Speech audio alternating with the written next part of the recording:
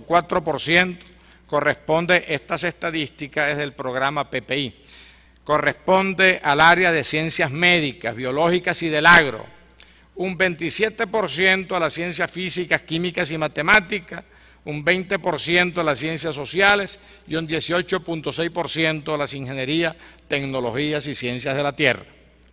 Toda esta realidad expresada de manera estadística tiene su reflejo en el ranking iberoamericano CIR 2011, establecido sobre los siguientes indicadores: producción científica, colaboración internacional, calidad científica promedio y porcentaje de publicaciones. En los primeros lugares de este ranking se ubica la Universidad Nacional Autónoma de México, la Universidad Estadual de Campinas y la Universidad Federal de Río de Janeiro. En el número 72 de Iberoamérica y 33 de América Latina aparece la Universidad Central de Venezuela, la Universidad Simón Bolívar en el puesto 101 de Iberoamérica y 50 de América Latina, y esta ilustre Universidad de los Andes en el 102 de Iberoamérica y 51 de América Latina. En el modelo científico de universidad, la función que se privilegia es, sin lugar a dudas y de manera práctica, la de crear y comunicar conocimiento. Entre nosotros esto no ha sido así.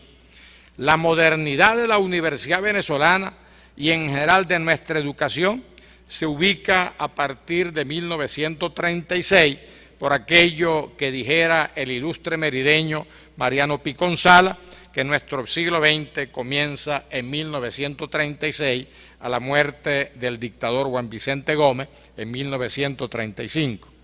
Para ese año solo funcionaban dos universidades: la Universidad Central de Venezuela, reabierta en 1922, y esta Universidad de los Andes. En total, el país contaba con 1.000 estudiantes y aproximadamente 100 profesores, lo que explica la posición pesimista del doctor Rasetti, expresada en 1915 al inaugurar el curso de clínica quirúrgica citado por el doctor Jaime Requena. Cito textualmente las palabras del doctor Rasetti, citado por el doctor Requena. En nuestro país, la misión del profesorado científico está perfectamente determinada.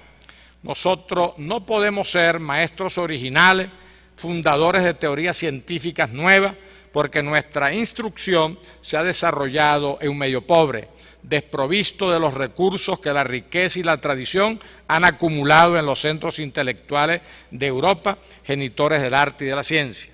Así vemos que, no obstante lo extenso y complicado de nuestra patología regional, nuestro caudal científico es todavía demasiado reducido para poder servir de base a la formación de una ciencia, en este caso médica, nacional propia y original.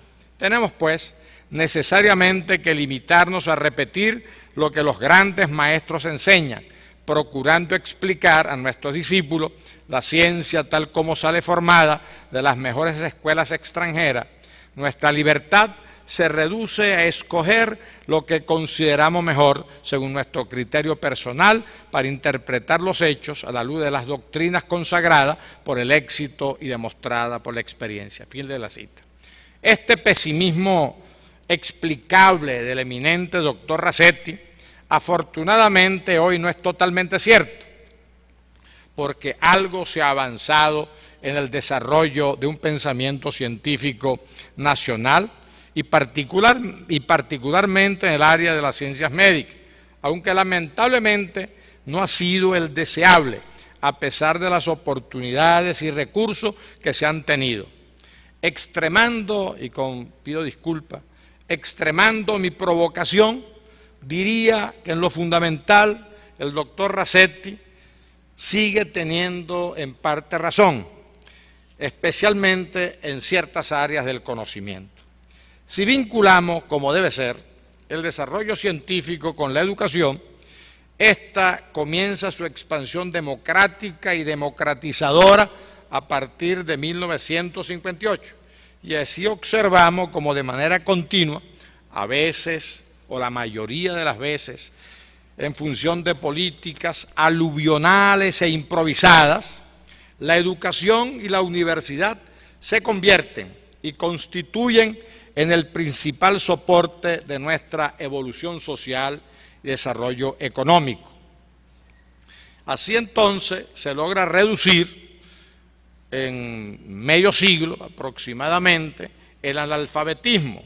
Aquí doy una cifra que no voy a leer, y que evidentemente han sido un éxito, como decía al principio, de nuestra sociedad, pero que en algún momento el no haber sido complementado con políticas que no solamente privilegien lo cuantitativo, sino además lo cualitativo, evidentemente nos ha conducido en las puertas del siglo XXI en una situación, o sea, que definitivamente tenemos que asumir desde la autocrítica, pero también desde la esperanza.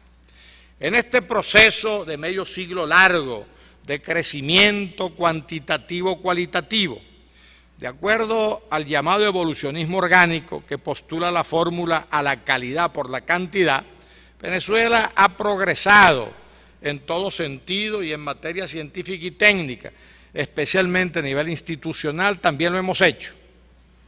Pero en una perspectiva crítica, tendríamos que decir, mientras, o sea, un poco el síndrome Penélope, hacemos y deshacemos. En 1967 se crea el Consejo Nacional de Investigaciones Científicas y Tecnológicas, CONICIT. En 1974 se crea el INVEPET, 2 años después cambia su denominación a INTEBEP para el área petrolera y petroquímica. En el 2006 se promulga la Ley Orgánica de Ciencia y Tecnología, LOCTI, muy auspiciosa en sus comienzos y rápidamente distorsionada por razones políticas. En este medio siglo, el principal esfuerzo en investigación ha sido soportado, sin lugar a dudas, por las universidades ya citadas, con un 33% de investigadores en el área de Ciencias Sociales y Humanidades y Arte y un 24% en áreas médicas y biomédicas, donde se concentra la mayor producción y aporte con proyección internacional importante. En la Constitución de 1999 se asumen 2 iniciativas estratégicas de gran importancia y una vieja aspiración de nuestras universidades, como lo era dar rango constitucional al principio de la autonomía universitaria, fundamental para la investigación, y la creación de un Ministerio de Ciencia y Tecnología. Lamentablemente, en ambos casos, en la práctica, han terminado siendo simples declaraciones de buena voluntad, incumplidas e irrespetadas reiteradamente. El otro aspecto que habría que abordar lo hace el doctor Orlando Albornoz, que hoy tenemos el honor que nos acompañe. En sus 2 últimos libros, recientemente publicados, doy la referencia. Doctor Orlando Albornoz, Competitividad y Solidaridad, las tendencias de la Universidad Contemporánea, que tuvimos el privilegio de presentar en el núcleo de vicerrector académico esta tarde. Y el otro libro, recientemente publicado, Las múltiples funciones de la universidad, crear, transferir y compartir conocimiento. En función del trabajo del doctor Albornoz, he extraído una cita. El autor habla del impacto de la investigación científica y técnica en una sociedad determinada y al efecto dice, cito, el papel de la producción de conocimientos, el papel de las ciencias en una sociedad depende directamente de la capacidad de absorción del aparato productivo y de las innovaciones producidas, es decir, el impacto en general sobre toda la sociedad y en todos sus aspectos de la tecnociencia. Quería recordar que la educación en el mundo moderno y lógicamente la investigación forma parte de la economía política. En ninguna reflexión sobre el tema educativo a ningún nivel y sobre el tema científico puede ignorar este hecho, a mi juicio, elemental. O sea, son aspectos o áreas, entre otras cosas, de la economía política. La investigación o el proceso de creación y producción del conocimiento tiene que ser contextualizada adecuadamente para entender el clima que facilite o dificulte dichos procesos. En nuestro caso, las instituciones y políticas al respecto tienden a burocratizarse y a desviarse de sus propósitos originales, y la parte administrativa de los mismos se vuelve lenta, pesada y llena de obstáculos para el investigador. Talento y creatividad son necesarios en el investigador, igual que vocación y condiciones adecuadas, y entre nosotros y en nuestras universidades no terminamos de entenderlo.